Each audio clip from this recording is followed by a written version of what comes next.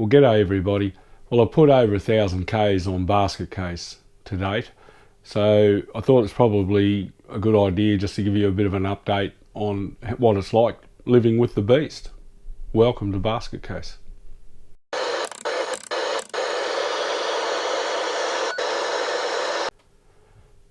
So as I said, I've done over 1,000 kilometres on the bike now, and I'm really happy. It rides better than what I actually thought it would.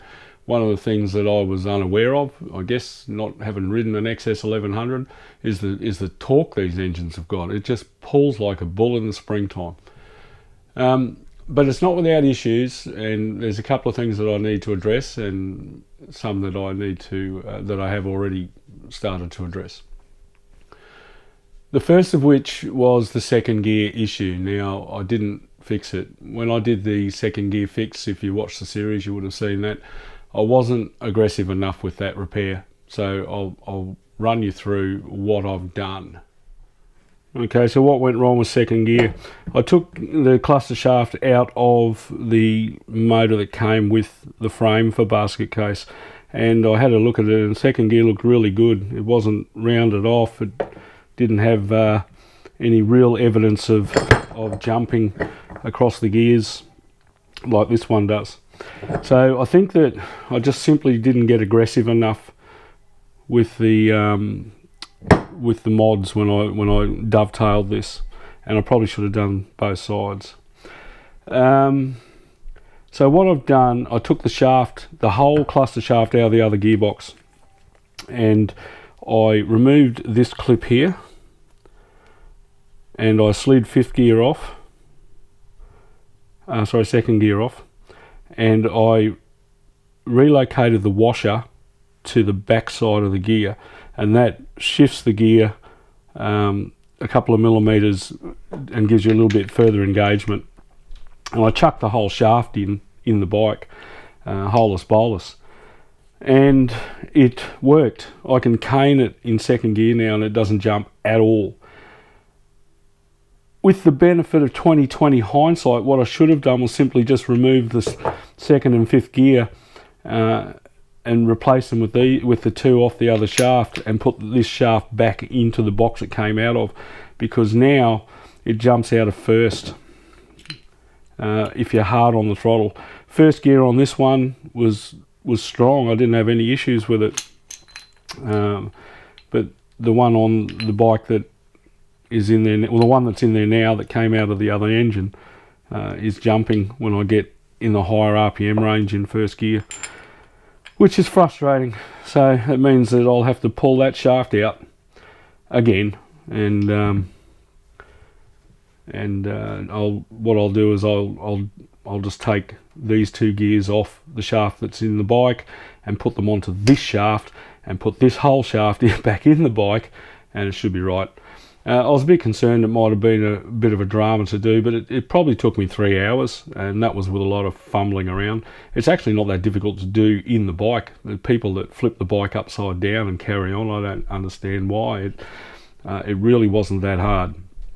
All right, so yeah, that's what I'm dealing with the transmission.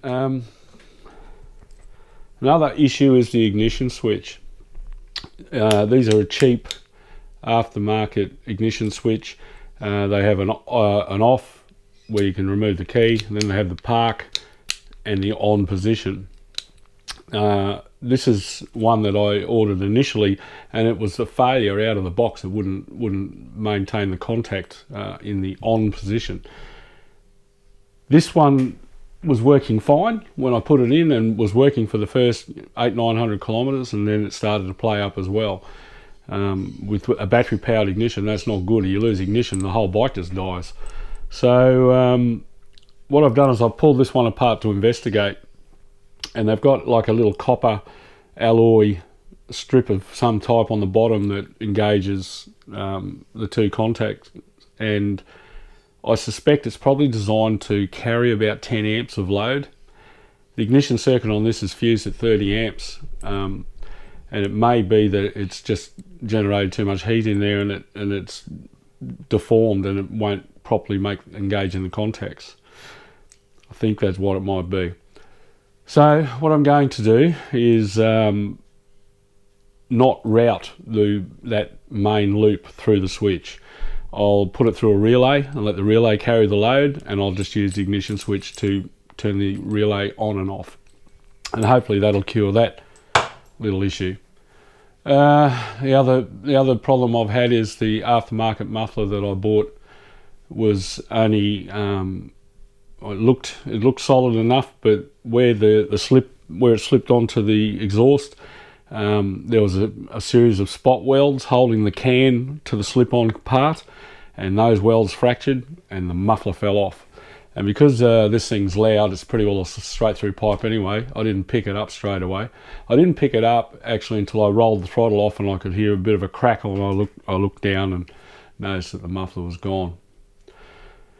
Disappointing, but that happened on Friday, Good Friday, and I made an attempt to contact the supplier on Saturday. However, they were closed. I missed them by about half an hour, so I'm going to follow that up on tomorrow and see if I can't have one replaced under warranty. I'm hoping. I did purchase it back in September last year, but the bike's only been running since February.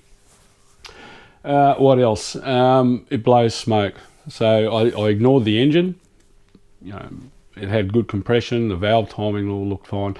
So I just took a punt and I ran it. But it does blow smoke and chews oil. So mostly on a trailing throttle. So you wind the throttle off and then give it some and it blows, and that generally indicates that it's valve guide seals or valve guides or a combination of both. But it also gets a little bit of smoke coming out the pipe when you really get on the throttle. So the ring, it may have a stuck oil ring or something similar, been sitting for I don't know how many years. So I pulled the other engine apart, and I pulled the barrels and the pistons and the cylinder head off, and I have mic'd up the bores, and they are spot on at the recommended measuring, which is about 3/8 of an inch down from the top of the barrel. There's less than 0.04 of a millimetre of wear in them. So I'm just going to give them a light hone. They're round, they're in good nick, so I'm going to give them a light hone. The pistons mic'd up spot on, so I'm going to clean those up and fit new rings. The rings in that motor on number 4 cylinder, this is the second engine, the one I pulled apart, the rings had got a bit of moisture in there at some stage and developed some corrosion on the top of the rings, and they were stuck in the grooves. I suspect that might be a similar issue with this one, because it's got great compression but it's getting oil past, so the oil rings are probably stuck in or have been damaged. But a top end rebuild is not a big issue, but what is an issue for me right now is time and money. So I'm waiting to save up to buy rings and gaskets. I've got a few things coming up over the next couple of months that are going to take priority. But other than that, the bike is good. The bike is strong. The carburetors are absolutely fantastic. The rear shocks work well. I had to put a little bit more preload on them because it sort of felt a bit loose in the back, but now very, very good. The whole bike feels tight, and I think that's just simply because it's got new wheel bearings, new swing arm bearings, new headstock bearings. Everything is new. The front forks have been overhauled. Maybe the next evolution of that might be to fit some cartridge emulators. Still debating that. It's pretty good. The riding position is remarkably comfortable. I was concerned that it might have been my leg position. I might have wanted to put some rear sets a little further back, but it feels really good, and I rode it a few times, then jumped on my Ducati, and the Ducati felt foreign. So I'm quite comfortable on the bike, and I'm going to leave those pegs where they are. So that's about it on the update on basket case. Still waiting for the XS1100 Australia National Rally, which is the weekend of the 6th of May, and we'll do a proper walk around and proper reveal of the bike. So I hope everyone tunes back in for that. Thanks for taking an interest in the project. Thank you to everybody for your kind remarks and all the comments. this certainly isn't the end of Basket Case. We'll keep going and try and do some interesting things with the old girl over the journey. But for now, I'll say see you later, goodbye, and we'll catch up next time on Basket Case.